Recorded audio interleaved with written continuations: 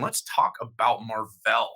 I wrote an op-ed piece on MarketWatch, in my opinion column, that said Marvell Technology breaks away from the pack, joining the list of quote unquote must own semiconductor stocks. Essentially, Marvell is no longer an also ran. Earlier in the year, I looked at four semiconductor companies outside of kind of the known entities that people should be looking at.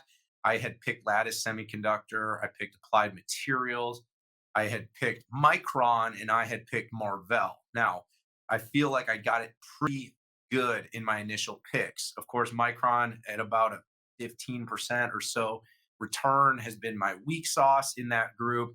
And all the others have come in at over 70% at the time of this recording. And Marvell, after its earnings, after it blew the numbers out of the water, saw its stock absolutely jolt to in the 80% plus growth for the year.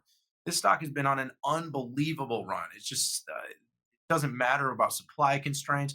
Their demand is high. This is a company that's in all of the right secular trends.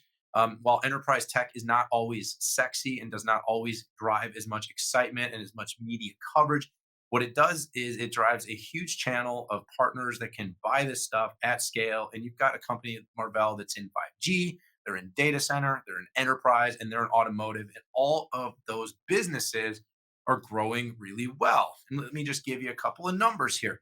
The company came out at a $1.21 billion record revenue. It's 61% growth on a year over year basis, but it grew in all its categories. In the data center, it was, which is 41% of the company's revenue, it grew 109%.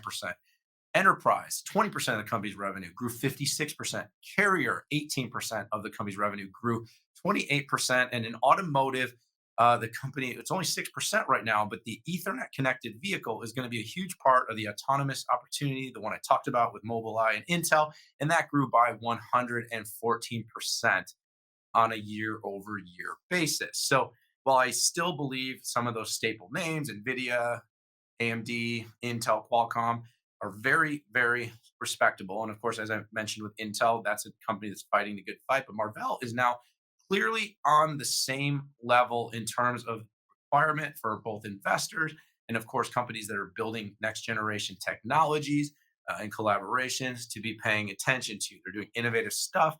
They made some great acquisitions. The Inphi acquisition brought its optical networking to the next level. And Novium was a purchase that maybe wasn't a everyone known name, but in terms of the company's ability to deliver in cloud and hyperscale cloud, that has been a big acquisition that will continue to enable its long-term growth. So my thesis, the company's made the right bets. Matt Murphy, CEO, he's been on the show as well. He was actually my first guest, which was pretty awesome.